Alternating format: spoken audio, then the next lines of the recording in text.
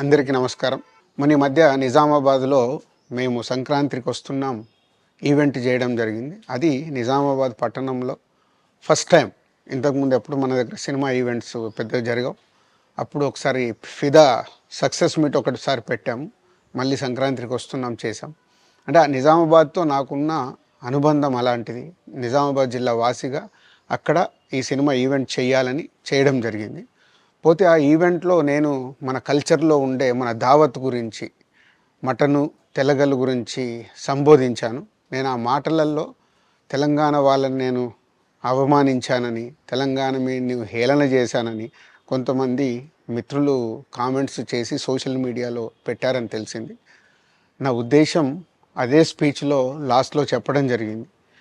తెలంగాణ మన కల్చరు, మన దావత్తు నేను మిస్ అవుతున్నాను. సంక్రాంతికి 2 సినిమాలు రిలీజ్ అయ్యాక మన తెలంగాణ కల్చర్ దావత్‌ని నాకు చేసుకోవాలని ఉందని. సో, మన కల్చర్‌ని అభిమానిస్తాను నేను. అదే అర్థం చేసుకోకుండా దాన్ని కొందరు సోషల్ మీడియాలో రాద్ధాంతం చేస్తున్నారని తెలిసింది. నిజంగా మీరందరూ ఆ మాట వల్ల ఏదైనా హర్ట్ అయి ఉంటే నన్ను క్షమించండి. ఎందుకంటే నా ఉద్దేశం అది కాదు.